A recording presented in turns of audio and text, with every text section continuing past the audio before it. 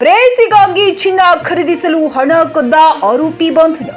ಎಟಿಎಂಗೆ ತುಂಬಬೇಕಿದ್ದ 5.80 ಲಕ್ಷ ರೂಪಾಯಿ ಲಪಟಾಯಿಸಿದ್ದ ಅಕ್ಷಯ್.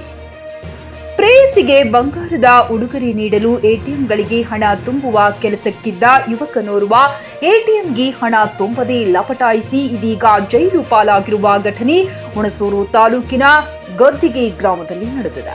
ಮೈಸೂರು ಜಿಲ್ಲೆಯ ತಿ.ನರಸೀಪುರ ತಾಲೂಕಿನ ತುರುಗನೂರಿನ ಅಕ್ಷಯ್ ಎಂಬಾತನನ್ನು ಬಿಳಿಕೆರೆ ಠಾಣಾ ಪೊಲೀಸರು ಬಂಧಿಸಿ ನ್ಯಾಯಾಂಗ ಬಂಧನಕ್ಕೊಪ್ಪಿಸಿದ್ದಾರೆ.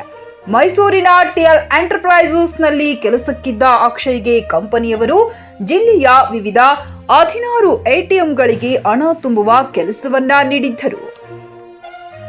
ಕಂಪನಿಯ ಪರವಾಗಿ ಹಣ ಪಡೆದು ಗದ್ದಿಗೆಯ ಎಟಿಎಂಗೆ ಹಣ ತುಂಬುವಂತೆ ನಾಟಕವಾಡಿ 5.80 ಲಕ್ಷ ರೂಪಾಯಿ ತನ್ನ ಬ್ಯಾಗಿಗಿಳಿಸಿದ್ದ ಅಕ್ಷಯ್ ಘಟನೆ ನಂತರ ಕೆಲಸಕ್ಕೆ ಗೈರಾಗಿದ್ದ.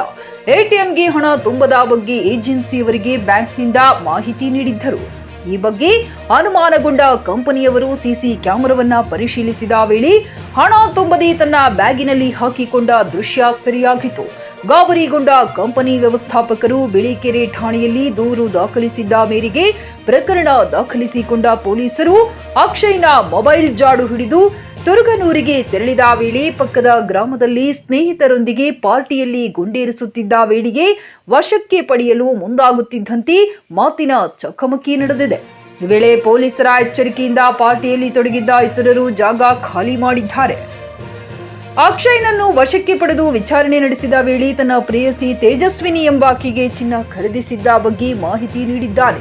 ಇದೀಗ ಇಬ್ಬರ ವಿರುದ್ಧ ಪ್ರಕರಣ ದಾಖಲಾಗಿದ್ದು ಅಕ್ಷಯ್ನನ್ನು ನ್ಯಾಯಾಂಗ ಬಂಧನಕ್ಕೊಪ್ಪಿಸಲಾಗಿದ್ದು ತೇಜಸ್ವಿನಿ ಪತ್ತೆಗೆ ಕ್ರಮ ವಹಿಸಿದ್ದಾರೆ.